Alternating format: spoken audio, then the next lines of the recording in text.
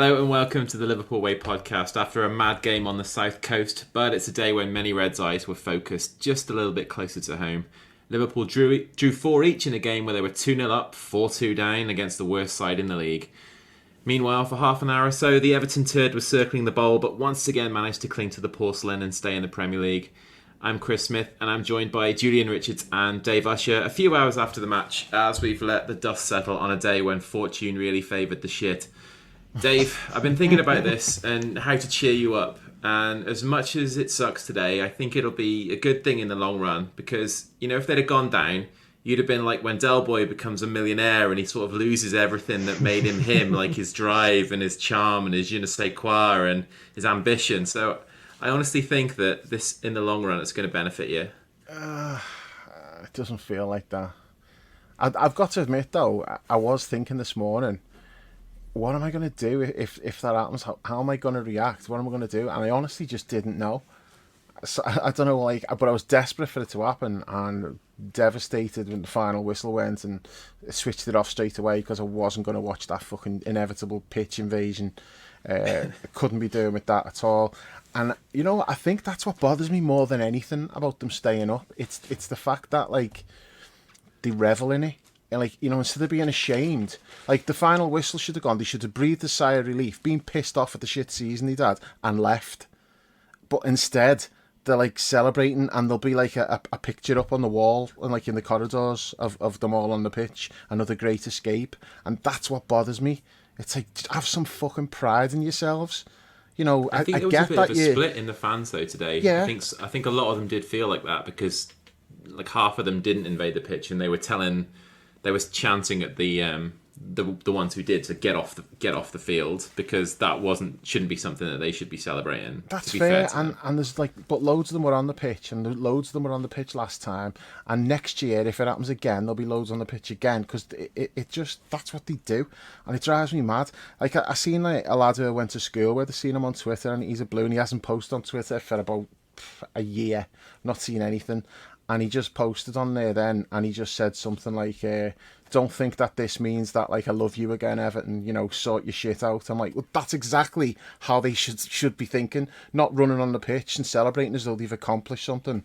So that's the thing that bothers me most about it. But yeah, I've just that empty feeling, just feeling really flat. It doesn't help that the fucking absolute shambles that we put in today as well. So yeah, it was a miserable day all round, really. Mm-hmm.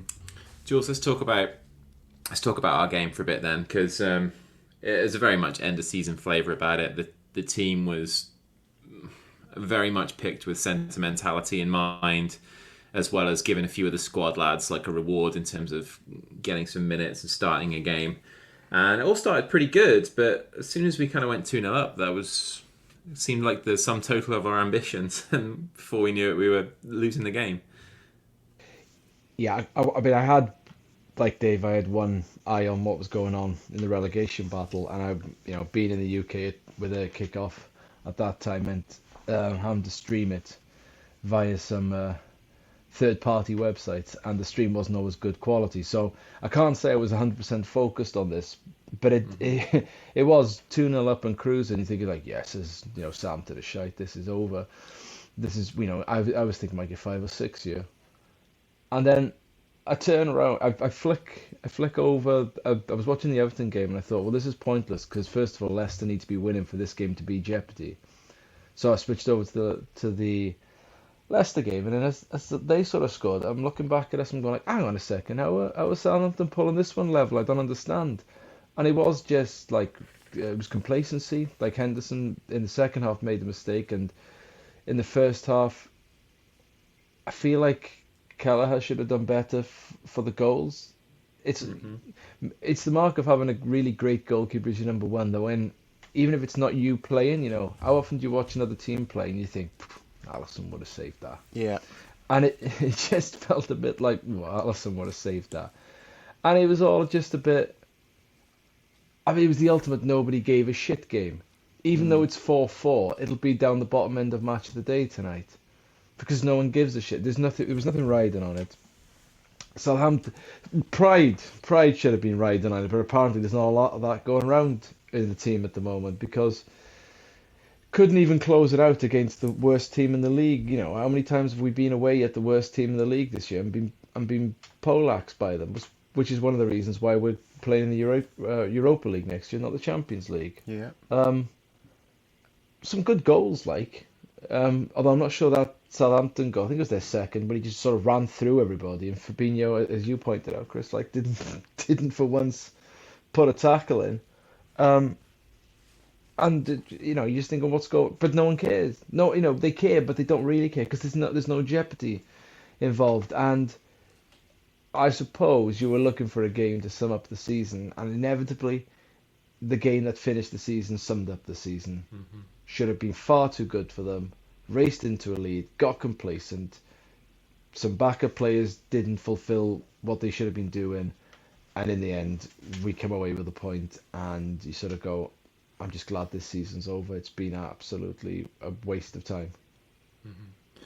Dave, we've been searching for answers all season, and at times we think we've had them, and at times we think, actually I was way off base here. This is what's wrong. How much of now the 38 games have been played, how much of what's gone on do you think might be down to some complacency and a poor attitude from everyone really? A lot of it is. Some of the games that we've lost, it's not like we've gone into them games in terrible form. Sometimes it's coming off a really big result the week before, and then we've gone to Bournemouth, Forest, that today, Leeds at home, games like that. You cannot be losing those games. No, we didn't lose today, but it kind of almost feels like we did. It's not acceptable. The record against the teams near the bottom is so bad that it's not a coincidence. You can't just say, sometimes that happens. If it was once or twice, maybe. But the times it's happened, just at the point when it looked like we might have gone on a run and we had something going. I mean, Jules has mentioned a couple of times, and it's completely right. The Bournemouth game fucked us completely. That's where, we started this run too late, but the run would have started earlier if we'd have gone and won at Bournemouth. And that game is basically what cost us top four in the end. And it was terrible. That it was just not acceptable. The Forest game was bad, but it was sort of, in a way, it was a little bit of a freak result because we missed a load of chances. Even though all of those chances were from set pieces, it's not like we played well. But on another day, it's one of those where you grind out the win because you score from a couple of corners and you're like, yeah, it's a good battle and away performance against it's a tricky place to go. But we lost, and it was a recurring theme. We got battered at Brentford, we got battered at Brighton. Part of it is just the wide variety of flaws that we've had this season and things that have gone wrong. But part of it's also just the attitude wasn't right. And I also think that is partly, I'm not saying Klopp's complacent, but I think there was an element of us tactically, there was we should have been a little bit more, okay, this is not working, let's change it, instead of going, no, this is what we do. We'll go out and we'll do our thing. And it wasn't working, it needed changing. By the time it did get changed, things improved, but it was too late. And it only changed the whole thing with Trent and all that. That was because he's even said himself, it reached a point where it's okay, well, we've got nothing to lose now. Well, it should have been done earlier. Yeah. Instead of just persevering with players who were not performing and tactics that weren't working. And the season started if we go back to the Charity Shield, there was no sign that this was going to happen because we looked dynamite that day. But then the first game of the season, it was what's this? What's gone here? This is not right. And it just went from there, and it was up and down. We had some good moments, but we never got any consistency going until recently. Complacency definitely played a part in it, but it's not it's straightforward as saying, yeah, we were complacent, that's why we were shit. No, there's more to it than that, but that was definitely part of it. Bad summer transfer window. Yeah, that didn't help. In hindsight, that was an awful transfer window we had in the summer. Who did we have? We had Darwin for 70. We had Ramsey. Carvalho. Who else did we? Carvalho. And Ramsey, Carvalho, and Arthur Mello. Yeah, that is that. even at the time, I mean, I suppose at the time you sort of go, all right, well, Nunez is like the big addition up front to replace Mane, even though it wasn't Mane's replacement. That was Diaz. You go, all right, you've done that. And you've added a youngster that you wanted, and you've added a backup youngster that's going to be the new Robbo, because he's Scottish, to be Trent's backup. And then the panic of signing Arthur for, signing Dudley Moore's Arthur would have been a better bet than signing that guy. Because at least he had money to give us. To be fair, though, I mean, we were keeping our powder dry for Bellingham. Let's not forget that. So it was all worth it in the end. Oh wait, no, it wasn't. Well, so what's this with that? Let's talk about that later. Go on, Jules. Yeah. So at the time, you sort of go, okay, we're all a bit excited about the big striker we signed for some high cash, but we all knew that maybe the half of the midfielders we had at the club weren't reliable. But now, looking at the hindsight being 2020 and all that, you look back at that transfer window, and it's it might be the one of the worst we've had under Klopp. There's the one when we didn't sign anybody when John Henry wrote a letter. That was under Rodgers, though, I think. So I think under Klopp, that might be the worst transfer window we've had. It contributed. This is not me now trying to wind Dave up about Nunez, but realistically, how much has he added this season, really? How much has he scored goals? Yes, he's been okay, but how much really has he contributed to the team overall? Like, if you wanted to really argue, you'd say Gakpo has given more impact in the shorter time he's been here. So you take Nunez out, nobody else contributed. So and as Dave said, with transfers, you never say. It's not like you're saving for a car and you go, yeah, I'm not buying that new pair of trainees, or you're not saying to the missus, we're not going out for a meal because we're saving for the car. But we are saving for the car. You're saving for the car. The club can't say, yeah, we're not spending any money because we're spending it all on Bellingham next summer. Don't you worry. You can't say that. But they definitely, to paraphrase It's Always Sunny, there was the implication. And there was briefings off the record. It's Yes. not a coincidence that all the local press lads are all saying that, because Cold they're speaking water. to people at the Yeah, club, yeah. and they're being told, this is what's happening. And Cold water they all was not thought being it was poured, happening. was it? They Yeah, thought it was yeah. happening until recently, and then suddenly the club say to them, actually, no. They didn't make that up. It's not like all the people who are writing about keeping the powder dry for Bellingham and he's the number one target and all of this and the confidence. They didn't make that up. They're not, it's not like You'd be clickbait. fuming, wouldn't you? Because if you were the club though, and the local journals, the beat journalists were putting that out, and you weren't doing that, you'd be straight down there going, "Whoa, lads, we're gonna catch such heat in the summer Exactly. if you don't put the record straight." Yeah. So to have that in the summer and say, the implication that we're signing Bellingham, and then to them so publicly pull out of the race. Now I don't necessarily. I think we are out the race, but I weirdly now. I was never. I've been on pods before and I said I'm not that. I never thought it was going to happen anyway. But now I think I'm weirdly. I give it a better chance than Dave does, because I don't think necessarily it's never over and it's never done until it's done, and it could all well be. I know that you might speak to some local beat journalists and they go, no, it's definitely over. But I wouldn't. You just never know. But it just makes no sense that you would write off most of last summer. You would leave us with the hobbled midfield that you did. And I said this last time earlier in the season. It'll be a false economy to spend nothing, wait and go, it's all right, we'll sort it next year. Because if you do that and you miss the Champions League, you're off the carousel, and it could be a few years because you haven't got the money. You haven't, you've got to balance the books a bit more. Thursday, Sunday football's a little bit tougher. Our best route to making sure we're in the Champions League next year is the Europa League, because it's definitely. like Chelsea are going to be better. I don't think Spurs are going to be better because I think they fucked it with the manager search already. Newcastle are going to have more money, more legitimacy to spend their money. Manchester United have always got money. City are locked in at number one. Arsenal now have the Champions League money as well. And then you've got like Especially if you look at the signings that Arsenal might be making this summer, like yeah, if they Declan get Rice et al. Yeah. Caicedo and Rice. They're And, young, they'll get better. They're not. yeah. They're not like at their peak now, are they? No, so not only did we delay and give the implication of signing Bellingham, to then pull out the race, waste that summer, and then miss the champ. I mean, it's like it's the it's one of the worst case scenarios you could have drawn up. It really is, and It's negligence. It really is. It is negligence. And It is in the business that it's in. It's negligence. That's right. Yeah. And just to pick up on your point about Darwin, now I'm not. This isn't like me or I'm sticking up for me boy. It's not about that.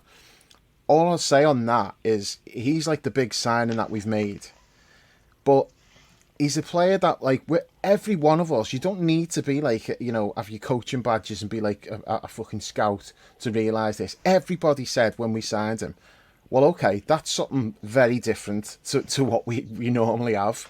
So clearly, there must be like plans to change what we're doing. We must be adapting the team. We must be going to do something different, and we haven't done that. Now you can argue about he's missed chances. Sometimes he's not played well. Sometimes he has played well. But leaving all of that out of it, we signed a player for big money who plays a certain way, and he's not a fit for how we normally play. And then we've just carried on like doing what we do and expected him to just fit into that. And then when it didn't work, it's like, okay, let's get Gakpo because he's similar to Bobby. We can bring him in and he can do what Bobby does. And it's like, well, where's Darwin supposed to fit into all this, regardless of like whether you think he's played well or he hasn't played well, or if he's going to be good or if he's going to be shit. Leave all of that to one side. Where's he supposed to fit in? Like, that was the big signing that we made.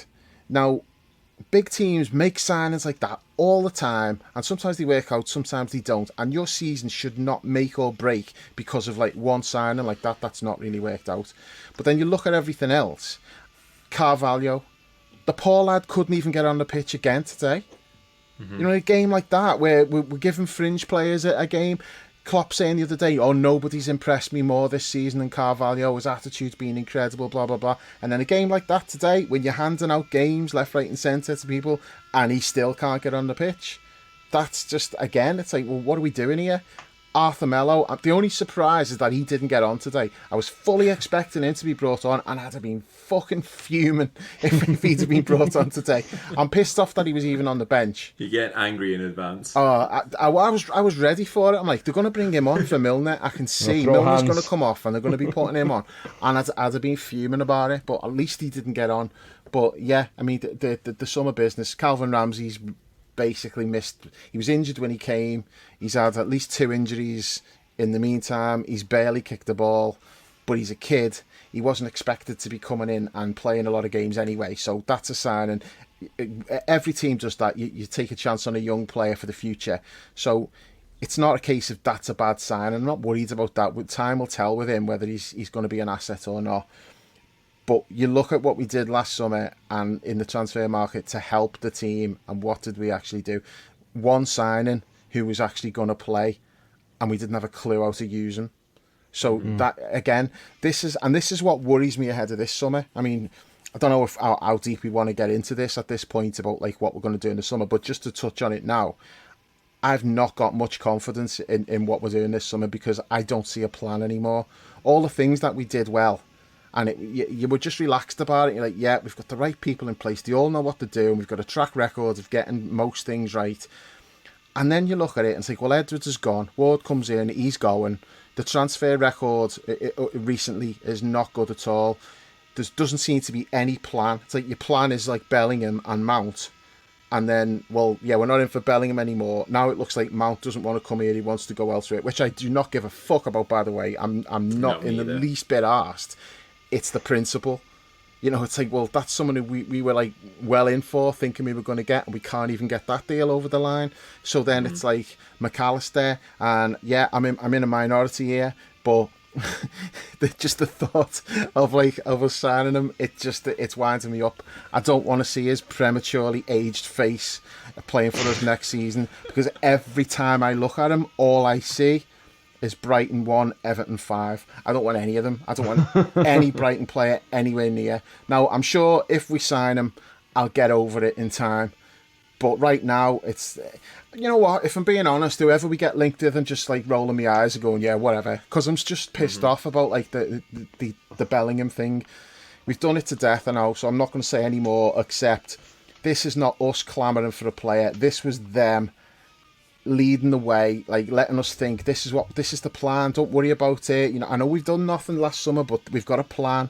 Just trust us. And then where's that plan now? We're just lurching from like one target to another, and I dread to think what we're going to end up with this summer. I don't know, because I just don't trust the plan anymore. It doesn't look like there's a plan. And then we're bringing in like Klopp's mate from Germany as like sporting director or whatever his title's going to be on a temporary basis. It's like, what the fuck?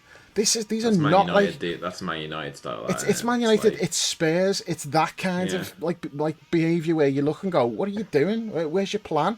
This was not your plan." There's no way we've had a plan at any point during the season that we were going to bring in this guy from Germany to be like the sporting director for this window. I mean, what?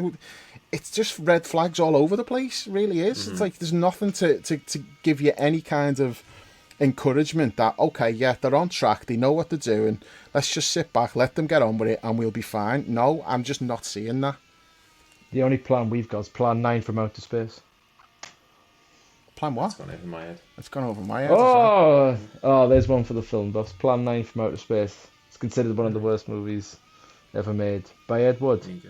Which may well be our transfer window this summer. You know, you've all seen Ed Wood though, right? The Tim Burton movie with No, yeah. Can't say. Plan 9 from outer space.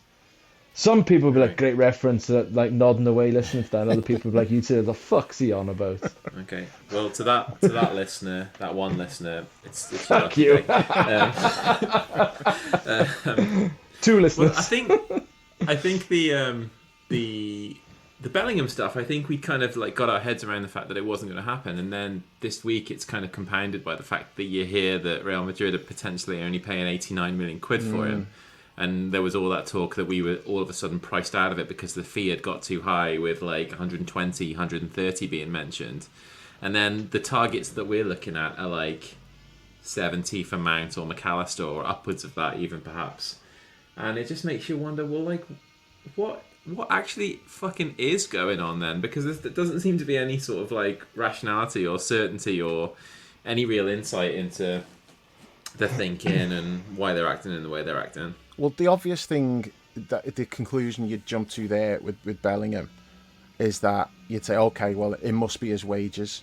Now, my pushback to that would be, well, if it was about his wages, the club would have just briefed that. They would have just said, his wage demands are so high, he wants more than Mo, we can't do that. There was all kinds of other reasons that were put out there, but there was nothing about his wage demands. So I don't think it is that. So I don't think it's about his wages at all. What about maybe he just doesn't want to come now? Maybe, but like that's usually like, they thought for a long time that he did, and then if something's changed, like in like the last couple of months or whatever, one of the things that was getting put about was that it wasn't that like they didn't think they could get him. It wasn't like there's no chance of getting him, but they didn't have the assurance. Like they wanted an assurance. I only want to come and play for you, and then but that's bollocks and all, because we transfer sagged up with the others now. No, and exactly. You know, they've not walked away from Mason Mount, have they? Even though he supposedly wants United or whatever. But that was what was being put about, was that they wanted assurances that they didn't want to get into a bidding war with City and Real Madrid. They wanted him to be saying, I want to go to Liverpool, and say that to Dortmund, and like, look, Dortmund, do a deal with Liverpool, that's where I want to go. That's what we wanted. But his dad, who's also his agent, was still speaking to City and Real Madrid, and Liverpool were like, well, we don't want you to be talking to them because we can't have a saga. We need to know, who are we signing? We want to get our because deals get like signed in June or whatever, but they get agreed in April. Fucking talking about the fact that, you know, he's talking about like how it might be a fucking few weeks before we get anybody in with the start of the window, and he's not panicking about it. So it's just yet another thing where it's that's why I reckon it could be Bellingham. Just stop it. Just stop, like, trying to get me hopes up. Hey, just when I thought they were out, they pulled me back in. No, I'm not back in. But, like, I did say that. Like, there's you know, until it actually happens, you always think things can change. We might well be out, but things can change, can't they? But there's nothing at this point to suggest that it is going to change. Jules is just trying to take a sad song and make it better. That's all. Oh God! Bravo! No, Yeah. yeah. No, I can't believe that drew that reaction. That's good. That's good. I was trying to think of the DiCaprio line from Django, but I couldn't remember the order of it, so I've just left it there. What is it? All right. Yeah, That's you enough, had my that's enough bad attention. references for one. Yeah. Especially with like Dave's fucking Silvio Vince McMahon Vince. impression. See, I'm not having that. That was a good impression. That's when I thought I was out. They pull me back in. That Silvio sounded just like that. That's a good impression. No, it didn't. The amount of shit that I was getting over that impression, that's wound me up. That was a good impression. All right, fair enough. Well, hey, actually, I was speaking of Darwin, right? Like, I think we can probably give it like 6 months with him. And if it still looks like he sucks at Christmas, then there might be time to sort of like admit that was a bad signing. But like, I think we can at least be as patient to see how preseason goes next season. Maybe he can develop more English than like Manuel from Faulty Towers. And, Do you reckon he knows the develop a English bit for of an toe? understanding with his teammates. And yeah, he can get his toe sorted. He get his toe massaged over the summer. But Dave, I don't think you're not in the minority of people who do like enjoy Darwin. Like there's like a young lad who had a birthday this week, Harry, and he's just turned 14. And I asked who his favourite player was. He listens to the podcast. I asked who his favourite player was. His favourite player is Darwin. So, you know. I mean, look at the reaction in the ground. It's like, Jules has said it's like patronising and condescending. It's like It is. It is and it isn't. I know No, what it you're is. saying. There's no isn't. It is. No, it's also someone who's Supporting him 'cause struggling. he's shite. And so it was the same with Crouchy then. So was that patronising with Crouchy? When Crouchy needed support, he got support, and eventually it paid off. Okay, so I see what you're saying. I take your point. I feel like there was far more mockery from outside sources, media included, about Peter Crouch. Gangly, tall, ugly Peter Crouch. Sorry, Crouchy. I don't think that, but that was the sort of thing. Signing for Liverpool, European champions, and they was incredulous that we'd signed him, and not from some of us were like, some Liverpool fans were like, oh what, but no one ever went, oh well, fuck him. We were all bang behind him partly because everyone else was so incredulous that we'd signed him. It's exactly the same with Nunez. I The don't amount of think shit it is. he was getting from elsewhere when we signed him. Just because but like it's rival fans singing shit Andy Carroll. I know, This was like there's fucking viral videos of him like missing a shot in training. It was all over fucking social media. Liverpool spent fucking 100 million on this fucking clown. that I know like the landscape has changed in the time since Crouchy signed for us and Darwin, so like social media is now a lot more powerful. But I do feel like there was just a lot more coming from traditional media, incredulous and a little bit of mockery about Crouchy, and then obviously that he went on that run when he wasn't scoring, and it got worse and worse, and the fans got behind him. So I do take your point. I'm not saying I'm not entirely disagreeing with you. I don't think they come exactly from the same place, though. I think it's really, really similar situations. But I would also say, with regards to the patronising element, yeah, I agree that it definitely is. He'll just like chase someone down, and he'll maybe block a clearance, and it goes out for a throw-in, and everyone's like chanting his name. It is basically it's like when a dog chases a ball and catches it. You're like, "Good boy, well done." Yeah, but you do that like to encourage, don't you? So it's the same principle. Yeah, difference is dogs learn. Yeah, but like, but dogs probably understand English better as well. but no, the thing is, I feel like it's coming from a good place. And if you listen to like any time Peter Crouch talks about like his career and that, he'll always say about that time at Liverpool when he was going through a bad time. And the fan support never wavered. Everyone was behind him and he backed him. And he always says, he's forever grateful for that support that he's got. And he never got sent off for a daft headbutt in like one of his first games at Anfield either. All right, are you ever going to let that go? Fucking hell. No. I think I think there is a bit of a difference, and just going on what you said, Jules, about like the traditional media being a big part of the initial Crouch thing. Like I can vouch for that because I was covering the team at the time when I had my press agency job. I got to cover Liverpool and Everton for a couple of years. And was it Wigan that Crouchy got his first goals against at Anfield? Yeah, and he Yeah, I tried think to It was take his Wigan, first right? one away. And I was in I was in press box for that one, and then Crouchy and I broke like the cardinal rule. It went in, and I got up and started celebrating as if I was normally sat in a cop or whatever. And a load of the journalists behind me were like trying to get it, like trying to make the point that it was probably an own goal and he hadn't scored yet because it took that big deflection and like Yeah. looped up over the keeper, didn't it?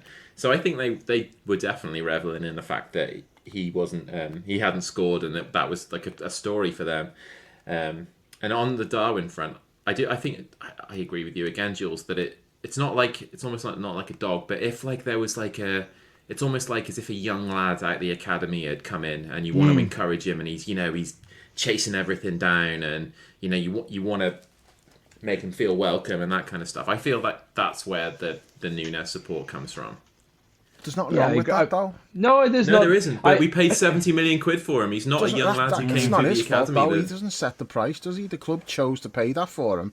It's it's not on him. He's not swanning in like Billy Big Box going, look at me and my 70 million price tag.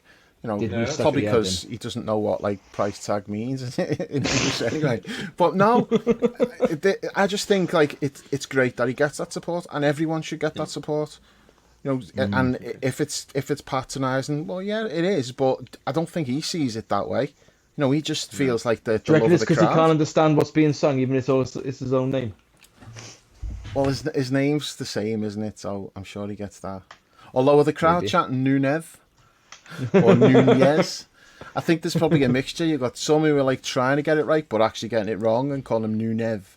Then there'll be others getting it right, Nunez. And then there's others just going, Nunez. So you've got like loads of people singing different stuff, but I think he'll get the gist of it. I think that's not quite... It's like the people who can't identify that it's Ole, not Way, when you're passing the ball around. Mm-hmm. Yeah. Or that it's Campiones, not Championes. Yeah.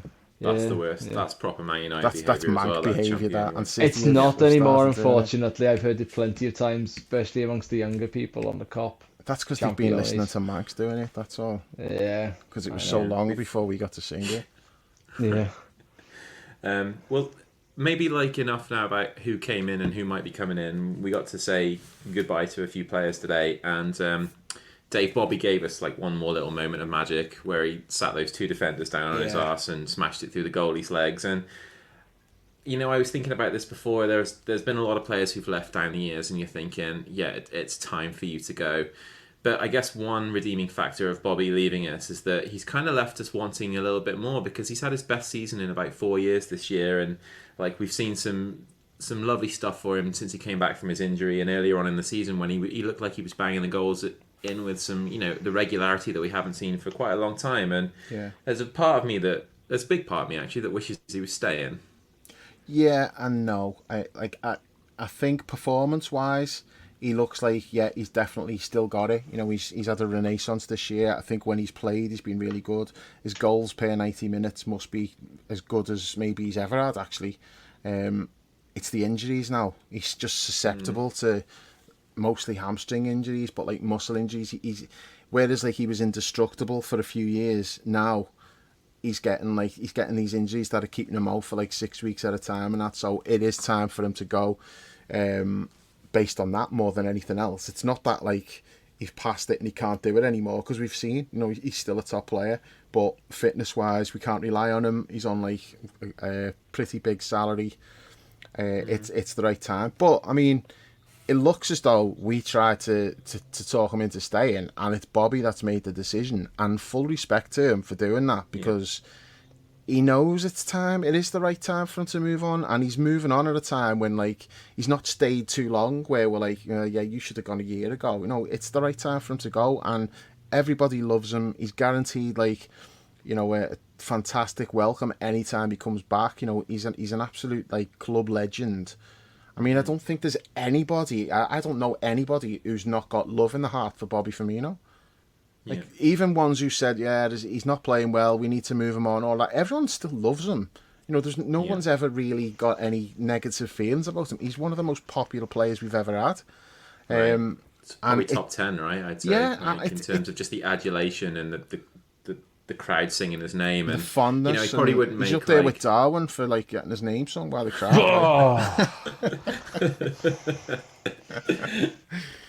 But no, but that's all right, and I mean, he's been linked with Barcelona and he's been linked with Real Madrid, and so I think that shows you he's still. We don't know where he's going to end up, but he's got like big teams still interested in him, so he's definitely got plenty left in the tank. But it was time. But it is really sad, like, that he's not going to be here, because you just get used to his face being around the place, his smiling face, just the fun that he brings. You know, skill, like goals like that today, just little slalom goals and that. Just he leaves like so many incredible the celebrations, memories. the kung fu kick celebrations. Yeah, he's just one of the most fun players that like I've ever seen. I've said for like a long time, it was like when we're old and grey. Well, I'm grey anyway, but when I'm old, like, and I'm looking back on this era, I I'm think old one of and the grey. most like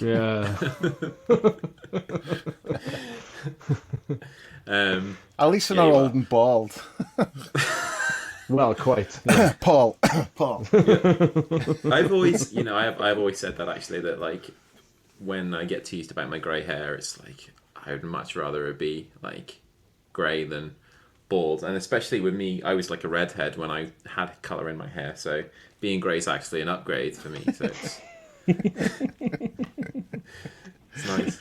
And some people think the colour of the grey colour in my hair, like a lot of people think that it's blonde. It and accentuates like, your eyes. Is that what you're going to say? Yeah. I really thought that's what you were going to say. No. Some people think it accentuates my eyes.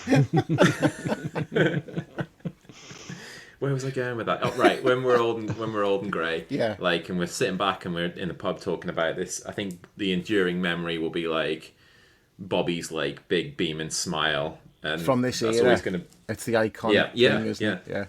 Yeah. Klopp fist yeah, pumps and Bobby's smile. Pretty much. And Alison's beard. Yeah. Right. Hey, speaking of like hair and thinking about this team, like Remy on the forum, he said the other day that he was upset at us that we hadn't given Trent any love for his like picture perfect dreadlocks, and they are outstanding. But me and you countered with the point that the dreads came at the same time as the dip in form, so I was kind of a little bit like over the dreads. So I was like, I associated the dreads with crap Trent rather than great Trent. So That's how I felt. Yeah. Hopefully he can put that straight, and because the way he's played like the last couple of months, if he keeps that up for next season, I mean, there's no reason why he couldn't be Player of the Year, like, for the whole league. I mean, he's just been sensational. Even today, I mean, it wasn't his best game, but he still did some like ridiculous passes, like the pass for the, which goal was it? The second goal, was it? It was the second goal, yeah. It's nothing spectacular, but there's very few players would have played the pass that he played there. Just like pinging it through like a really tight window, and that's what he gives us when he's in there. I still think it needs a little bit of work in terms of there's so often when players get the ball and they look to the right and there's nobody on that side of the field, because obviously Trent's in the middle. So there are a few things that we need to tweak with that, but Trent's been like the bright spot of the last couple of months, really. you can subscribe to the Liverpool Way podcast on all the major platforms, whether it's Apple, Google, Spotify, Amazon or Podbean. Just search for the Liverpool Way, leave us a review and hit subscribe to automatically receive all new episodes. You can also head to liverpoolway.co.uk and grab a TLW season ticket for just £3 a month. There's tons of exclusive content, including match reports from every Liverpool game, weekly Premier League roundups, the TLW diary and access to the members-only forum. Lastly, you can follow us on social media at The Liverpool Way on Twitter and at The Liverpool Way TLW on Instagram and Facebook.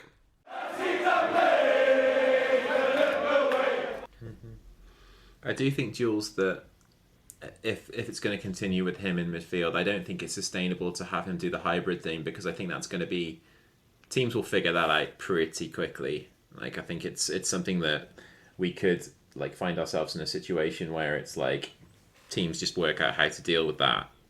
City and Arsenal do it though as well. Yeah, I guess the key will be to do it against teams where we feel like we can, and then maybe have a right back. Yeah. When which we've already talked about.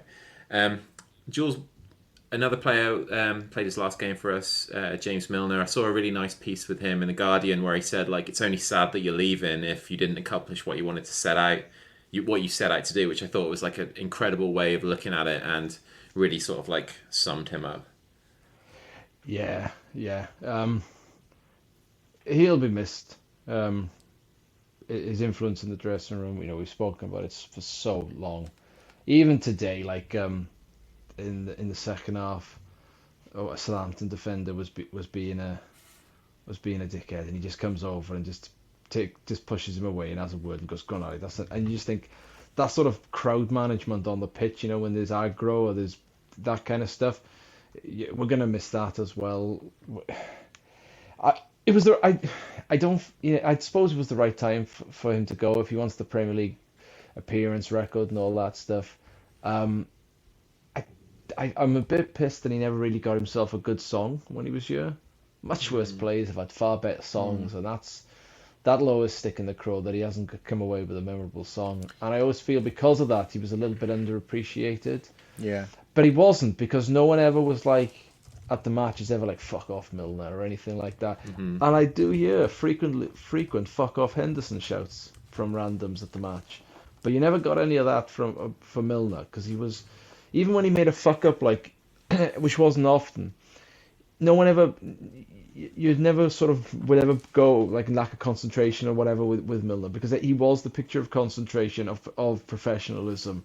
If he made a fuck up, it's one of those things that happens. It wasn't anything else. And I suppose the fact that he never got a song, but yet he's played the most games of his club career at Liverpool, and he had a song, but just never really got sung, did he? Yeah, but there's only one James Milner. Yeah, it's not a song. That's not a song. In a way, though, it kind of fits for him, because it's like the no-nonsense old-school song. Yeah. But it never got sung enough. I'd have been fine if that got sung every game, but it didn't. I suppose the point I'm trying to make is everything that he did at Liverpool was professional yet understated. That's James Milner, right? That might be the reason, though, Jules, as well. Yeah, it might be. If you look at, maybe it was only sort of in the later years of his season that Carra really got like a proper song. For years and years and years, and it's kind of maybe just like players who just do their job and are understated and don't necessarily think the other thing with Milner, he was number 7 for so long and no one ever mentioned the burden of the shirt with him. Yeah. How often do we sign players, they become 7, like, oh, he's the new number 7, burden of the shirt. That never had that with Milner, because that's how professional he was. But do you know where he's gone wrong though, really? I mean, if he's wanting, and not that he does want it, but for him to get his name like sung more, he needed to nut somebody on his home debut and get sent off. But the thing is, he's too professional. The only way James Milner's getting sent off if it's for a professional foul, because he needed to take one for the team, which he has been sent off for. Nothing ever else.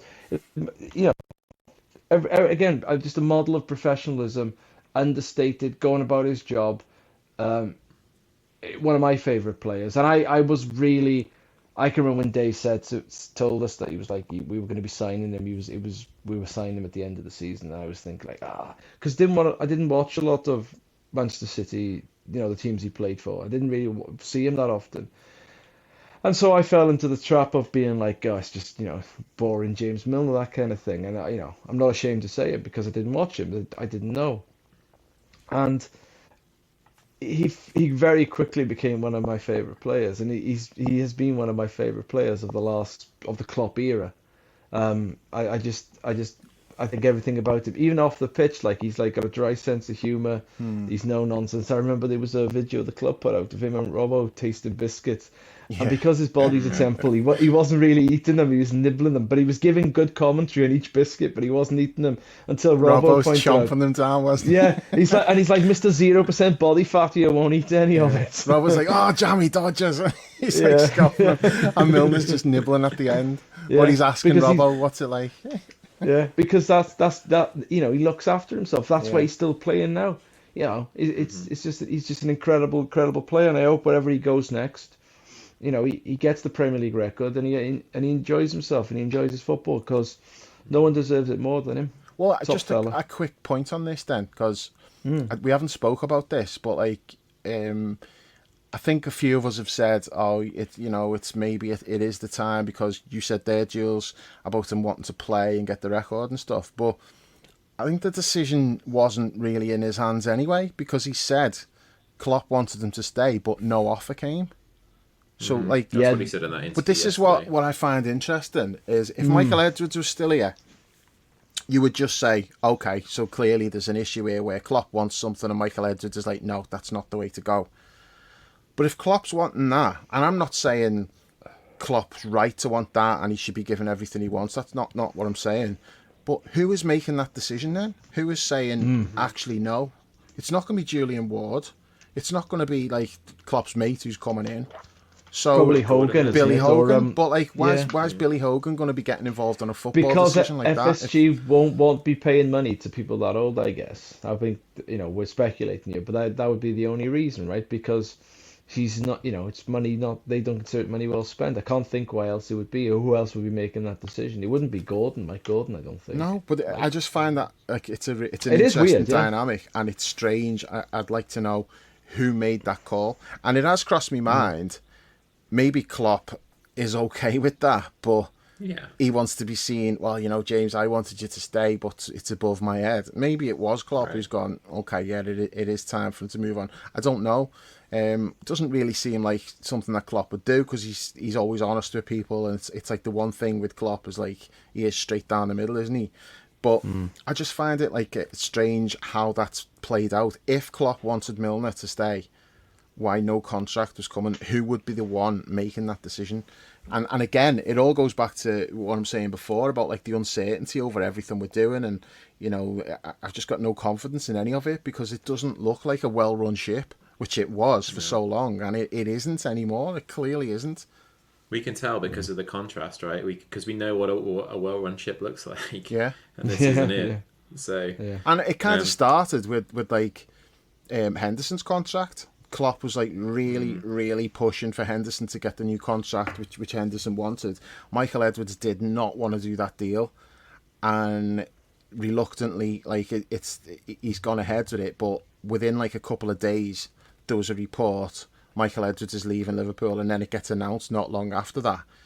And it was clearly like it was related to that. That might have just been like the straw that broke the camel's back. But the Henderson contract thing was a big issue between Edwards and Klopp. It's like, I think everybody knows that now. It's been like widely reported. But we'd lost Gini Wijnaldum because Gini's wanting the contract. The club wouldn't give it to him, like the terms that he wanted. So Gini leaves. Hendo takes advantage of that really by, he sees that's a chance for him to get a new deal, because they're not going to let both of them work. So Hendo wants a new deal. Klopp's like, I'm not losing another player, get this sorted. And Edwards is like, I don't think that's a sensible deal. He didn't want to do it. The deal goes ahead. In hindsight, it's probably a deal we didn't need to do when you're looking at it now. Henderson would be out of contract now if he hadn't signed that contract. But then you can just extend it again. You can say, okay, you can have another 2 years or whatever. But all of these things have just all played a part in what's gone on and got us to where we are now, which we're just not as well run as we were. It's just, you can see that, there's just so many of these things going on now. Well, hopefully it's not, they've built the infrastructure before, the owners and what's his name, Mike Gordon and stuff like that, so that hopefully we can get that ship right and hire the right people again and start looking like that well-run outfit that we've been for so long. But one more thing on Milner, Dave, or two more things actually. Firstly, to you, if he signs for Brighton, are you still going to wish him well? I wish Milner well, but I wish Brighton nothing but fucking misery, and I hope next year it's them getting relegated. I hope they just, like, the best players just get cherry-picked, not by us, and next year they go down. Just those great players are all at Arsenal when we're competing with them in the Champions League. I don't care where they all just the best players, let them leave and let Brighton just fuck off back to League One, League Two, or whatever. Because I'm never ever gonna get over that. I'll never forgive If it them makes you feel for any it. better, Dave, at least where they are, you can wish them that their cars will always be covered in bird shit. Yeah. It's true. And seagulls will be pinching their chips for all eternity. And Aggressive Jules, bastards.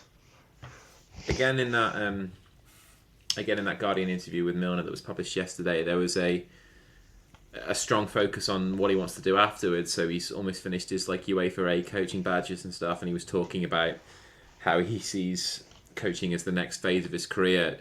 Do you think there's a chance that we will see him back when he hangs up his boots and maybe sort of? I mean, it's a big suggestion to say that he could be our manager one day, but is that something that you'd welcome? Do you think in the future?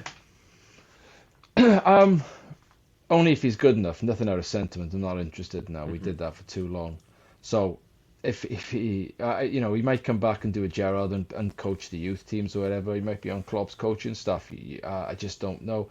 But I'd welcome him back. Whatever he wants to do. But he's left now. He's leaving. I say best of luck to him in whatever he wants. And as long as it's not at like a rival to us, then you'll always go with good wishes from me. It'd be great to see him back. But again, I whether it would be down the youth route or in the senior team coaching staff, I'm not quite sure. I'll be honest with you, the one ex-player that like I've got my eye on with their management career, I don't know. I'll ask Dave to see if he can guess Alonso. I know who it is. Yeah, because like he's taken Leverkusen. It's Leverkusen, isn't it? I'm one of those where I'm second guessing myself now. But when he took them over, they were in some bother down the bottom of the Bundesliga, right? And now, let me see where they finished. Did they finish like sixth or whatever? Let me have a look here. He's Unai Emery'd them. Yeah, so yeah, he said Leverkusen. Yeah, I knew it was Leverkusen. I was just Yeah. second guessing myself. Talked myself out of it. So they were like in some bother when he took over, and now I'm gonna get their final league position up as well. I think it's sixth or seventh. He got him sixth. Nice. He got him sixth, and I'm looking at Shabby, and I'm going. Not only is he like a handsome fella, he's a very intelligent fella. He's always a classy footballer, and it will be interesting to see what he does with Leverkusen next year. And because Unless he goes to Tottenham. no, he's not stupid. I just said he was clever. It's been linked with it though. Nah, It's been Second bottom, heavily basically. rumoured. So, I think like Klopp and Guardiola are the last of the. We'll probably get Gareth Barry instead. I think Klopp and Guardiola are like the last of the big beast managers that you have at the moment, because football is such the price in football now of failure is so high. Managers just don't last very long in any job anywhere at the high end, and there's not the merry-go-round of managers that changes at these top jobs isn't that great. Like you look at Thomas Tuchel, he won the Bundesliga. Really, he didn't win the Bundesliga. Dortmund lost that Bundesliga, but Tuchel's like managed Dortmund, Chelsea, Paris Saint-Germain, Bayern Munich, and you think is Thomas Tuchel really that good? Because Yeah, he he's not doesn't great, last is he? long. He's not. No, he doesn't last long at clubs. And then you sort of look who's, Ancelotti. Ancelotti's a weird one, isn't he? He's obviously a good manager, but like at the He's same the time, luckiest manager in the history of football. okay, so we just leave it. But we'll leave that there. Yeah, so there's that, and then like you got Xavi at Barcelona, ex-player. Who's Inter's coach? They're in the Champions League final. Who's Inter's coach? Fuck no. Inzaghi. Don't know. Or is I he don't know. AC Milan? Yeah, so it's like I don't follow Italian football that close.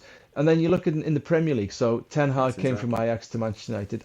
I don't think you can really qualify him as he's won them a trophy. He might win them a second. He needs them to win them a second. Otherwise, their treble, the treble they like to dine out on will be going up in smoke. Pochettino's now at Chelsea. I think we all think Pochettino's a good manager, but now he's got the resources in the team. Yeah. So I don't think you think when Klopp goes, you think, well, who's replacing him? Who's out there now? People always emerge and stuff like that, but like because everyone gets fired really quickly these days because no one can afford failure. You're not going to find someone who's been at Dortmund like Klopp was for 8 to 10 years or whatever it was. And Guardiola was at Barcelona for a long time before he started moving around. So someone like Alonso really does interest me because he might go to Spurs. I think he'd be foolish because Spurs are It's a hot or mess. Yeah. yes, yeah, and with their ownership, Without Kane as well. a hot mess in a straitjacket. Yeah, Yeah. but I'd like him, have another season at Leverkusen, see what he can do. He might be your best if you're looking at ex players who might take over after Klopp goes. I think he's definitely the leader in the clubhouse.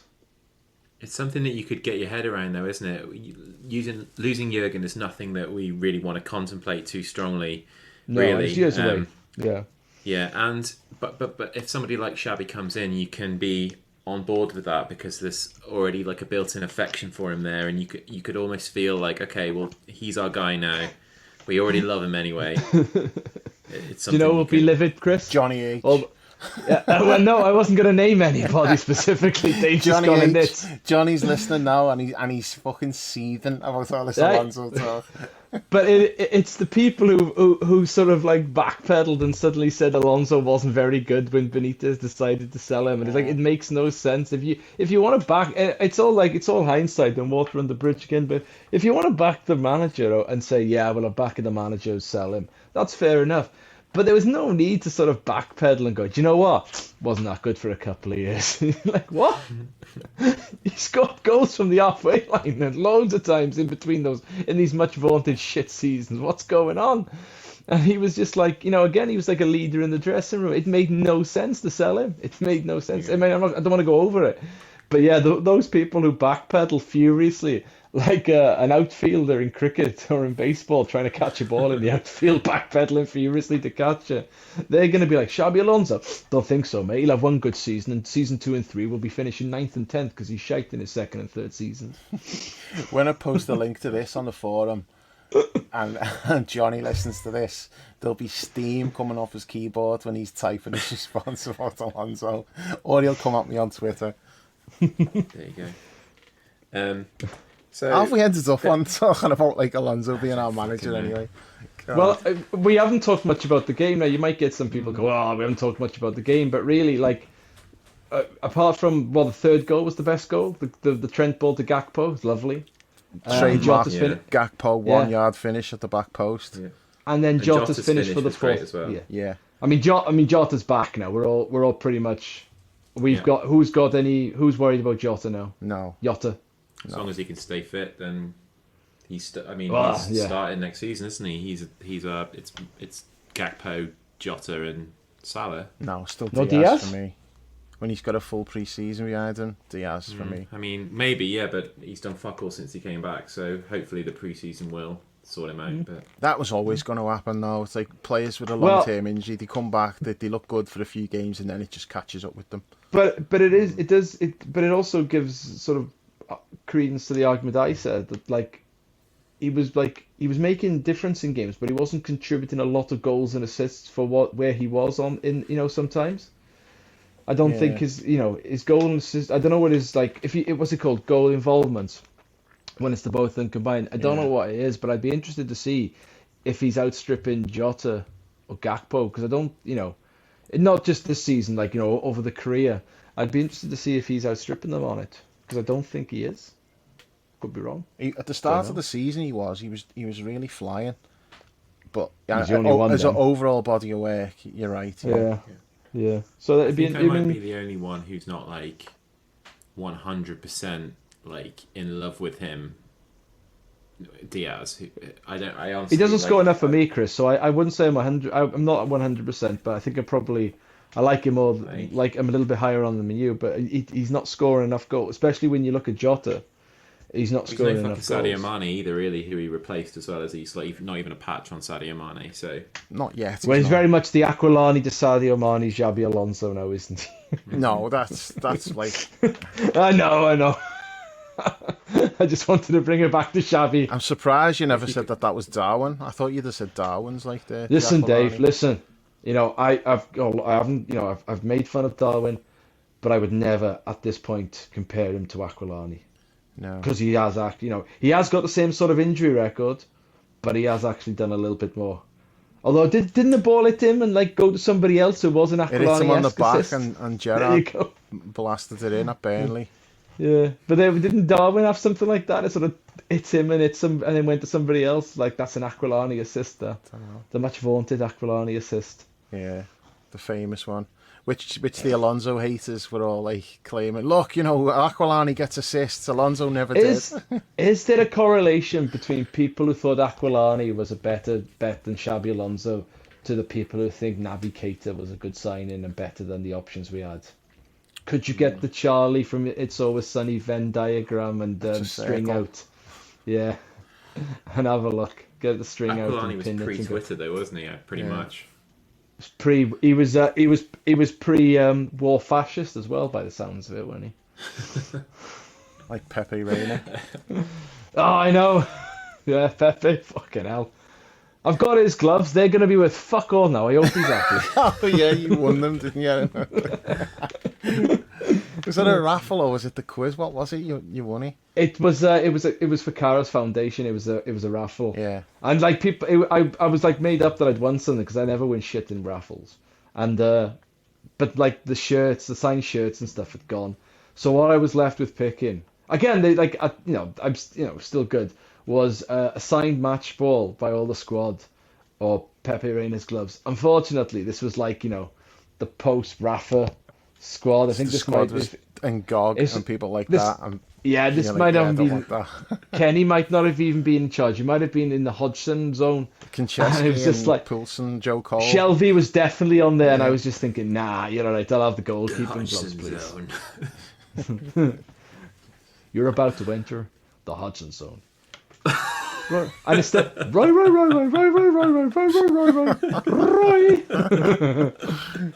I can remember him. I can only hope that Alex will forgive me if we beat them. So you cunt, what are you doing? Oh man, bad times. Yeah. So whatever this season's brought, it wasn't that, I suppose. No, at least we got Kenny out of that anyway. So, yeah, well, we've talked about some of the players who might be leaving. Dave, I wanted to bring up Kelleher to you because you wrote in the week that like perhaps we're overrating Kelleher based on the small sample size of only seeing him like 5 or 6 times a season. Yeah. And everything that we saw today suggested that might absolutely be the case because like at least 2 of the goals and I think 3 he could have done much better on. Yeah, I think 2 and the first one, like on first viewing, I was like, "Oh, should he be doing better there? Would Alisson have let that in?" But the more I watch like the replays of it, I'm like, "Okay, I'm not entirely sure about that one." But 2 of the others definitely. His positioning on the one that went across him, I think it was the 4th goal. He was so far over to the near post. It was like, yeah, not good. But yeah, the point that I was making, it wasn't so much. I wasn't saying he's overrated because I don't know. The point that I was making was it's like it's backup quarterback syndrome in the NFL when like a guy comes in, he plays a couple of games and he gets like minutes in garbage time at the end of games and he looks good, and then some bum team who's like desperate for the quarterback will just overpay to bring him in and make him the starter. And I was just asking the question: is that what Kelleher is? Is he as great as like a lot of us think he is? And I've got swept along with this as well. Based on how he's played, I've thought, this lad's brilliant. He's too good to not be playing. The question that I would have is his value now the highest it's likely to be? And should we maybe think, okay, let's cash in now while his value's that high, because he needs to play anyway. There's no point in next year could be slightly different because we could let him have the Europa League games, and then one of the domestic cups, like probably the League Cup, which would give him probably 12, 16 games, maybe more next season, if that's how we wanted to go to keep him happy. I'm just asking the question, maybe his value's like at its highest now, and this would be the time to cash in. And but I think his value would have been at its highest at 4:29 p.m. today. Yeah. I feel like Dave just wants to stick it to his dad. I know. My dad was like, to be fair, he didn't really watch it today. I had the laptop on. It was the laptop was like sat between us, but the Everton game was on the telly, and like he was focused on that, like, and it didn't help that like the stream, just that I had to keep manually refreshing it like every 2 minutes, so it was hard to get into our game for that. But yeah, my dad's stance is like Kelleher's our best goalkeeper and he should be playing ahead of Alisson. And I've said to him, you're literally the only person on the entire planet that thinks that way. Not even Kelleher thinks that. Kelleher's mum doesn't think that. Like, nobody does. It's just you. And his response is, well, you know, that's my opinion and I'm entitled to it. I'm like, yeah, but it's wrong. But he won't have it. Even today, he's not said anything, but if he's to watch the goals, he'll probably say, no, we couldn't do nothing about that, because he's entrenched in his opinion on it. And his only reason for that... Oh, yeah, my dad was desperate for them to go down, yeah. Yeah, as much as I was. But no, his reason for saying, like, Kelleher's our best goalkeeper is purely because he trusts him more with his feet than Alisson, and so do I. I actually do as well, but that's only one small like attribute that a goalkeeper needs, and Kelleher is better with his feet than Alisson, but that's probably the only aspect of goalkeeping that he is better than him at. You know, Alisson's the best in the world. I don't think it's close. I think he's like way clear definitely of everybody. better than him growing a beard. He's yeah. I know he looks like Sweet D when she was trying out for the Eagles. Listeners who don't know what I'm talking about, Google that. It's Always Sunny, Sweet D Eagles, and you'll see. but no, I just think like that. Alisson is clearly, like, I'm saying best in the world. I don't really watch much football outside the Premier League. He's by far the best in the Premier League. It's not even close. He's streets ahead of everybody. He's still got a lot of years left in him, so he's going to be our number one. It's not like... If Alisson was like 35, 36, and if you're Kelleher, you'd think, you know what, it's worth me sticking around for another year or two, and then I'm the successor. That's not going to be the case. He's never going to be our number one. Now, his choice is, does he stay here and play like Europa League games and, you know, League Cup, whatever, and learn from Alisson, or does he go and play every week and establish himself as like Ireland's number one and, you know, gain his experience that way? And who knows if he is the real deal, and I hope he is, because he seems like a great lad, and I'm not saying he's not, because I don't know. And as I say, I'm just asking the question, is he as good as we think he is? And if he's not, maybe we should cash in. But I would also put that buyback clause in case he does turn out to be really good. And you don't know what will happen. In a couple of years' time, we might be shit, and Alisson might be like, you know what, I'm going to move on. Real Madrid want me, or whatever. You just don't know what the future holds.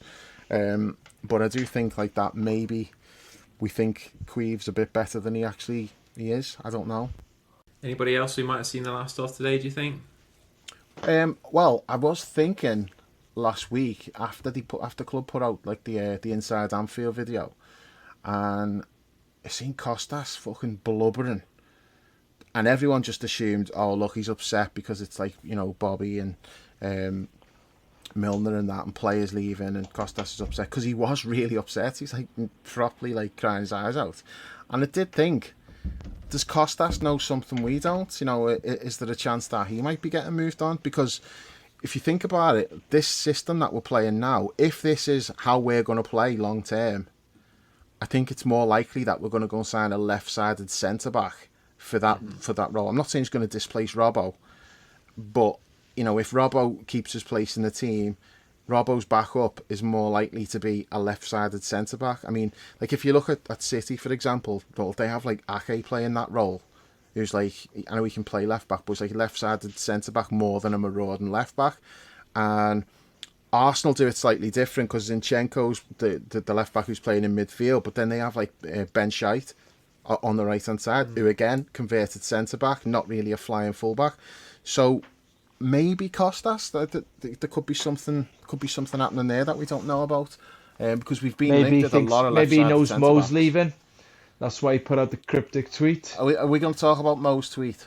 You can talk about it. I don't think there's anything in it really. I don't think. I know Chris thought that there might have been like a motive there. I don't know why he did it. I felt like it was a bit strange. I totally agreed with everything he said, and I'm glad that like he feels that way. But it was a bit weird that it was like he was just waiting for that game to finish so he could tweet it. It felt telegraphed. Playing to the galleries maybe. I don't think it was I want out and I'm paving the way for it. I don't think it was that at all. Definitely not. And Klopp was asked about that and totally dismissed it as well. It just seemed a strange thing for them to be putting out, but no, I don't know. I'm not reading anything into it. I just thought it was strange. There wasn't really any precedent to compare it to, isn't it? He sort of usually keeps his own counsel on stuff like that. Never too high, like never too low. And it just seemed, I don't know, maybe we don't know. It felt like he'd been hacked. It didn't feel like a Mo tweet, did it? Yeah. And it's the only thing I thought very, it could have been a pitch for captain. Yeah, I don't think so. I don't know. Well, yeah, that of course just was crying because he knows Mo's gonna fuck off. So, Chris, what did you think his angle was then? Because you thought there was an angle. I honestly don't know. I wouldn't want to speculate. I just think that there's something in it that we don't necessarily know what it is, and I don't know what it is, but I think there's something in it. Like he's voicing his displeasure for a reason other than the fact that he's totally devastated by the fact that we didn't finish fourth in the Premier League. It was a message to somebody who we don't necessarily know who it was, but maybe it's to the club saying you better fucking sign Jude Bellingham. Oh, give it up. Yeah, yeah, you're telling me to. When you're saying it, when it's me saying it, then you know. Yeah. Even Paul's like totally giving that one up for dead. That makes me a little bit sad. Beating you into submission. Yeah. So what else, if anything, do we have to cover from today? Well, we were talking about Mo. I thought Mo was absolute dog shit today. He was. I mean, you know it's bad. Body language looked like he wanted to get out to me. He wants to leave. Mo, who's got like probably the best first touch I've ever seen, other than maybe John Barnes. You know, his ability to just kill a ball. You know it's what, bad. Suarez? No, it's different type of like Mo's first touch, just pulling the ball out. Can we get through one podcast without mentioning fucking that wasn't Suarez? me. You know, it's not for once. It's not me, and I'm trying to. Suarez once brought the ball out of mid-air, one touch around the keeper, and in against Newcastle. Listen, I did that on Thursday night in Tocky. Anyone can do that at some point. In terms of relentlessness, Mo's first touch is just relentlessly. Paul's going to be reeling when he hears that one. Well, Paul can reel as much as you like, but it's a fact, and there's people there who've seen it. So you know, I'm not making anything up. Now, what I'm trying to say, now let me get my point out about Mo. Mo's first touch is just unbelievably good. He does things and you're just like, fucking hell, how did he kill that? So today, his first touch when he's running onto a ball over the top, I think it was Henderson played a really good ball over the top. His first touch was that bad, it bounced 20 yards off his foot over the goalkeeper and hit the post. And it wasn't like the a shot. Dirk Kuyt touch. Yeah, it wasn't a shot. He was trying to control the ball and it bounced off the end of his toe and leaped up over the keeper and almost looked like a great goal, but he was trying to control that ball. And you just never see that from him. And like his first three touches in the game today, now I'm saying it's his first three touches, it might not have been because I was having to buffer my stream. The first three times I seen him touch the ball, it ended up going out for a throw in. So he was woeful today. He was terrible. Still could have had like 2-3 goals in terms of like chances that he had cutting in, but yeah, he just didn't have it today. Yeah. I mean, yeah, go on. Yeah, well, with his tweet in mind from this week, I think we can all pinpoint the games where the reasons why we're not in the Champions League is those 4 games that we had against the teams that were bottom of the league when we played them, and we lost 3 of them and we drew today's. And I think I'm not incorrect in saying that he was shit in all of them. Like that Forest one, he was fucking terrible. Missed the penalty against Bournemouth in a couple of games as well. Right. Yeah. So like the buck stops with him as well. And to be fair, he did say that. He said we. You know, I mean, he's got to. He can't very well say you, can he? You lot. He can't say you lot. Fuck this season right up. I've got 30 goals. What the fuck have the rest of you done?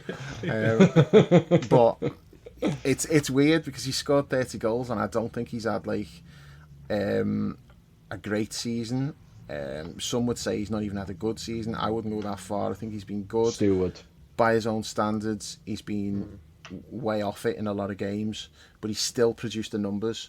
You know, his goals and assists, he's still done that side of it, but he's just not looked going back right to the start of the season, and a lot of that was tactical as well. You know, we kept saying he was getting the ball with his back to goal too much and too far away from the other team's goal. So we have done things tactically which have probably he's forced him to adjust how he plays. I did see an interview with him, like some random YouTube channel. I was in an interview with him this week, and he was talking about like how Trent's new role has like changed what he does a bit. Like he has to come a bit deeper to pick the ball up, and he's got his back to goal and that. So I do think that's something else that we need to look at, because it doesn't particularly suit him. I mean, he does protect the ball really well, to be fair, usually. I mean, not today, but usually he's really good at that. But it's just not really where you want him. So yeah, they need to just come up with a new plan for next season and work on it in pre-season and just start to get the best out of our players again. I think in terms of the numbers, he has hit those heights, right? And that's what you want from it at the end of the day, the goals and the assists, right? But I think where he's kind of fallen a little bit, we haven't really seen anything like special from him this year. Like those goals or those runs where he beats about 4 players and puts a couple on their arse and you think, wow, fucking hell, Mo, incredible, best I've ever seen. He's just kind of lost a little bit of that magnificence perhaps about it, even though he's still been scoring goals and creating goals, which at the end of the day is what he's paid to do, rather than all the fancy stuff that makes us sort of like clap like seals, I guess. And the big issue really is other players have not chipped in enough. You know, he's done his job. Although I don't think he's been brilliant, he's done his job. He can hold his head up and say, well, look, I've scored 30 goals.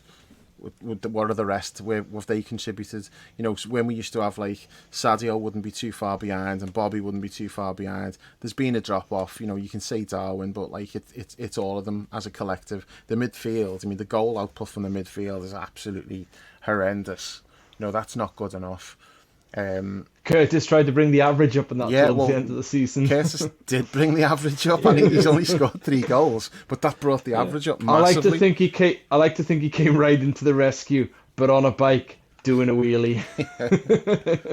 He brought the average up from 0 to 0.1. Harvey scored a couple, and I want to talk about Harvey today actually, because he was good when he come on. I thought he really changed the game for us, because we were shit up until he came on, and then all of a sudden, I think it's partly the impression that he made was good. He helped us, and it was also the fact we went 4-2 down, and everyone was like, "Okay, fuck this. This is not acceptable. We can't have this. We've got to get back into this, because this is Southampton, and we're 4-2 down after being 2-0 up." Because after 4-2. The rest of the game, like, we just pummeled them. You know, we probably should have won in the end. We had enough chances to do it.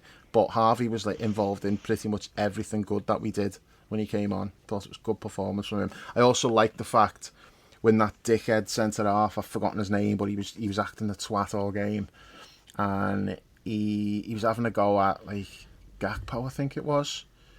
And Harvey just come running in and just like 2 hands in the chest, just like shoved him out the way. And I'm like, yeah, okay, Scrappy I like that. Yeah, I like that. Good stuff. What do you think next year looks like for Harvey?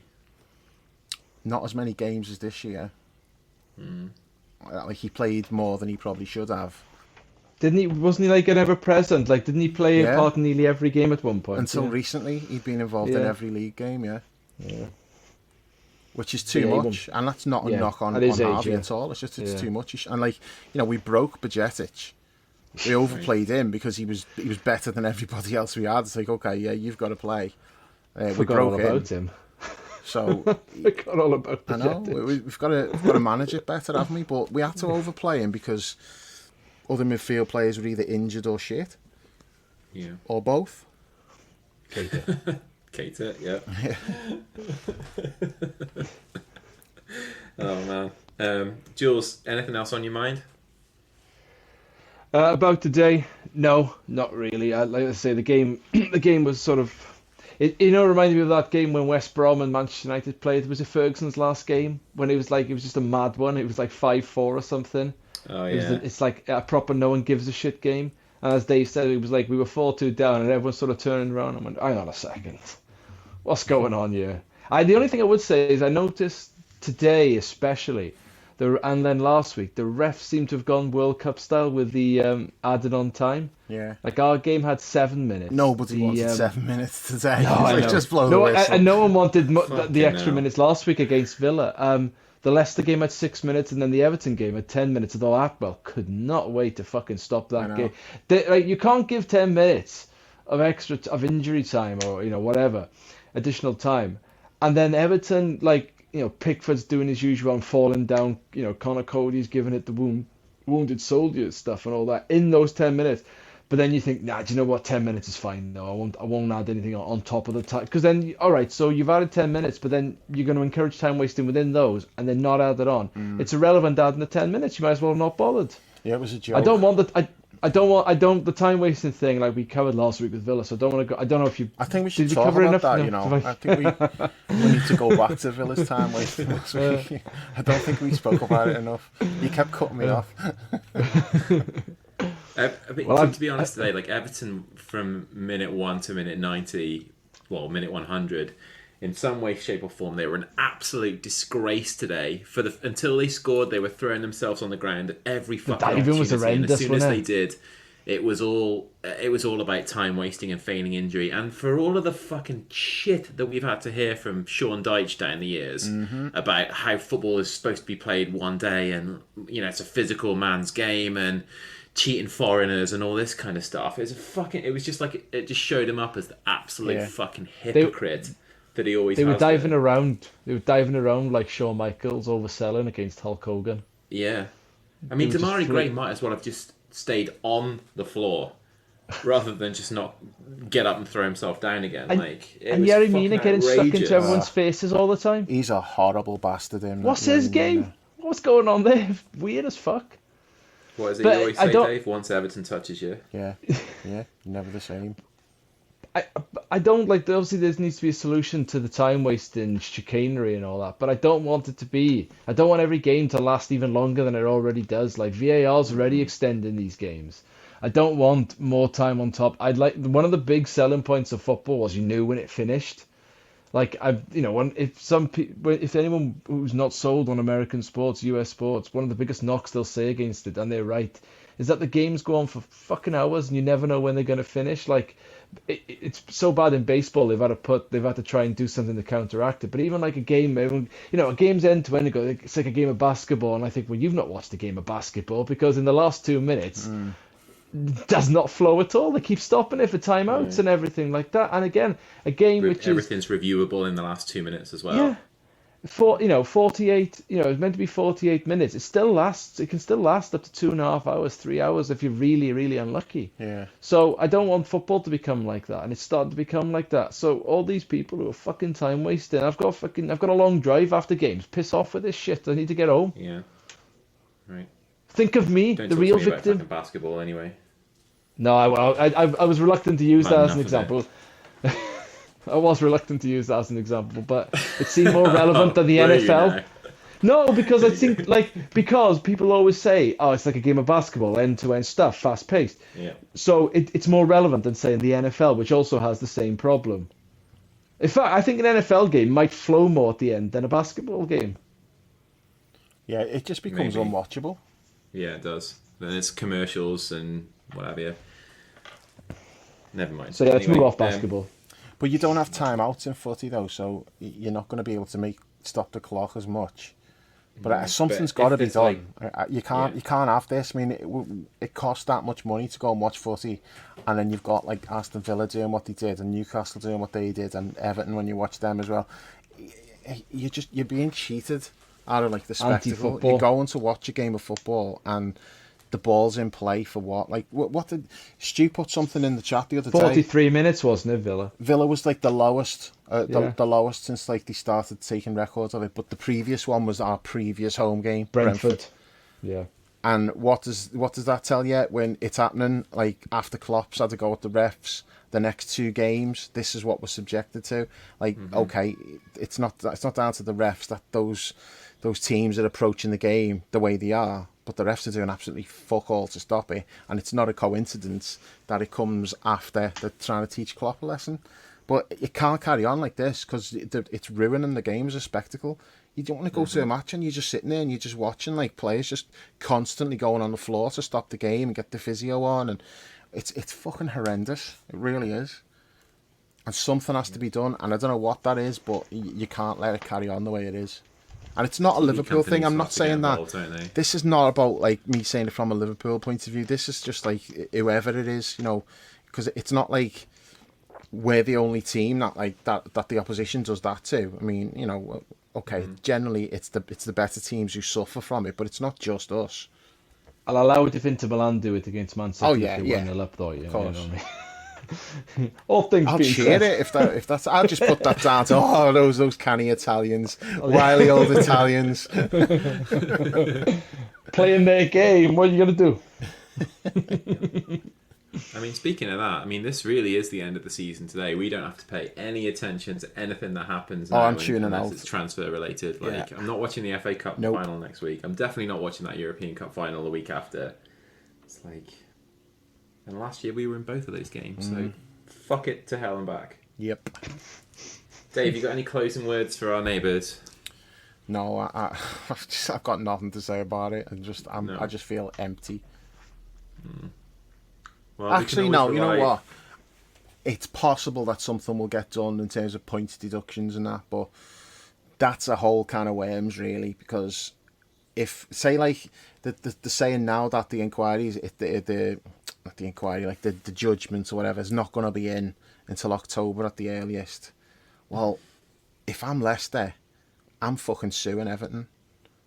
If they get found guilty, you can't promote Leicester again. This next season will have started and Leicester are going to be in the Championship. And if I'm Leicester, I'm looking at that going, well, hang on, they've cheated in a season where we got relegated. And now they're getting a points deduction. How does that benefit us? We got relegated because they weren't playing by the same rules as us. And it was last year, it was Burnley. But Burnley got the compensation by getting fucking 20 million off Everton for Dwight McNeil. So what are they going to do? Are they going to go and pay like 40 million for that fucking sideshow Bob centre-back?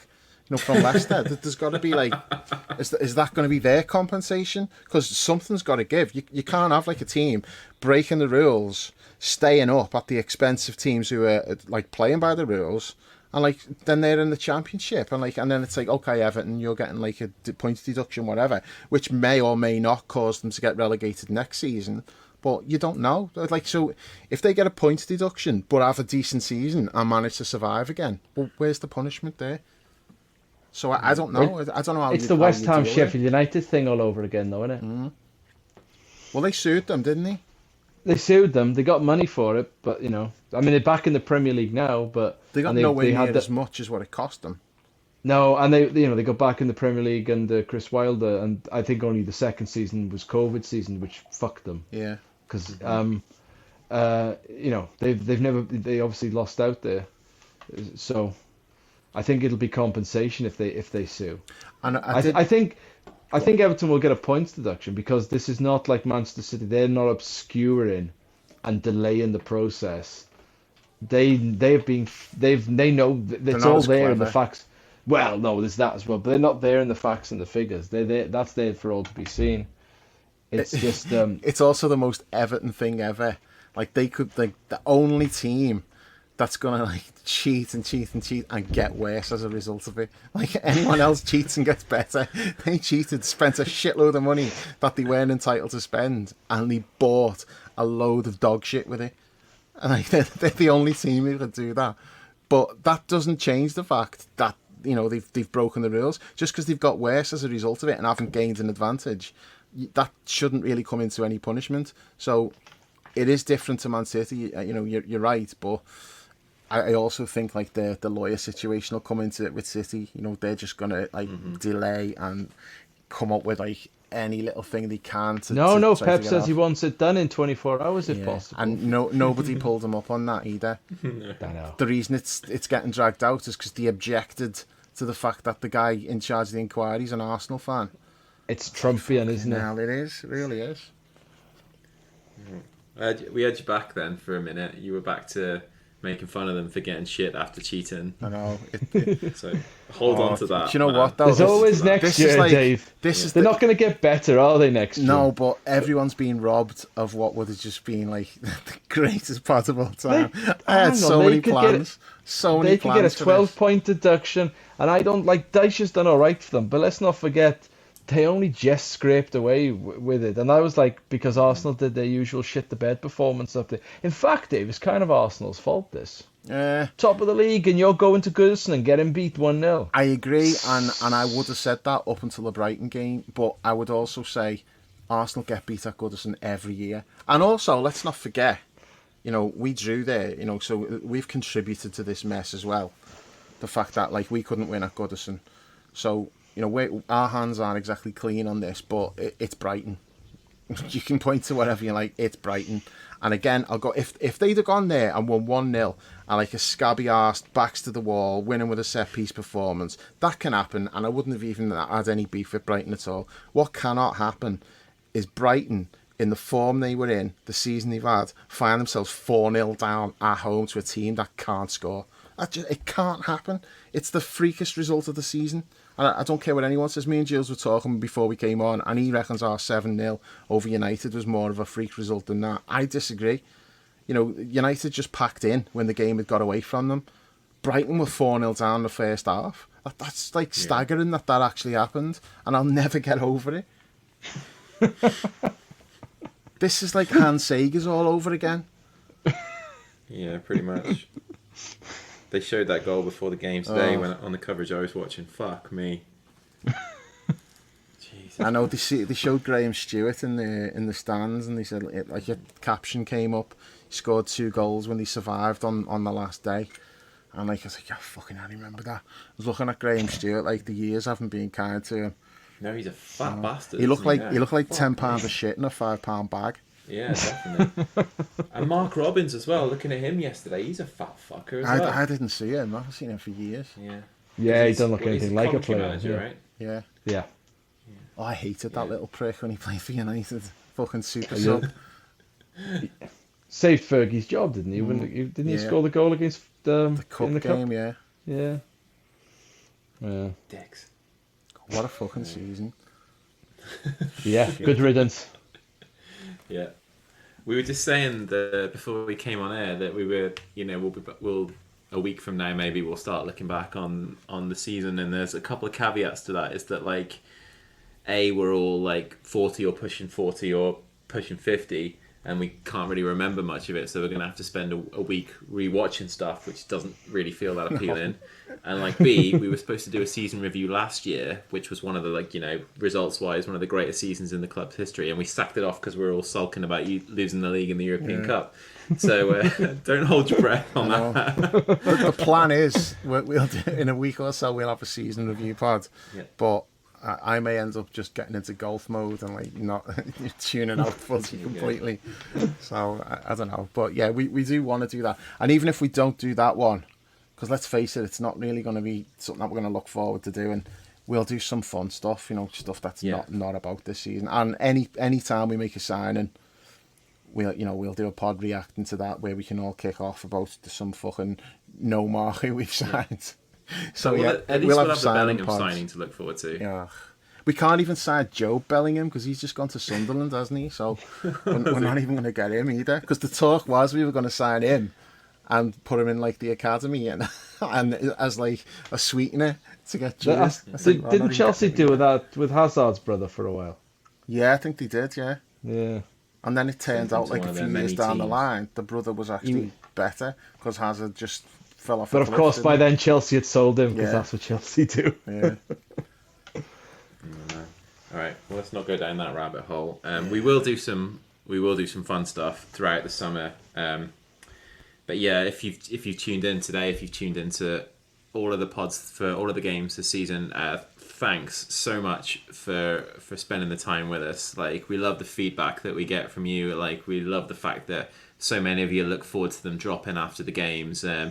So yeah, thanks for sticking with us. We're building this thing slowly but surely. The numbers are up, incrementally, and we've reached some good landmarks this year. So obviously we'll be back over the summer, and we'll continue building this next year as long as you stay with us and come along with us for the journey. So thanks to everybody who's supported us throughout the season. It's just been really, really fun, even though the results haven't been great. So thanks again. Dave, anything else? Yeah, just echo all of that. Thanks to everyone for listening. If you can tell your friends and leave us reviews on Apple and stuff, all of that helps. So yeah, just appreciate all the support we've had all season, because it's been a pretty miserable season. But even when the results have been shit, you know, people seem to have, you know, they've enjoyed it, haven't they? You know, it's kind of like cathartic to them, listening to us talking shite after like bad games and that. Bad impressions, talking bollocks. It just seems to keep people happy anyway. So, yeah, really appreciate all the support we've had. Good stuff. All right.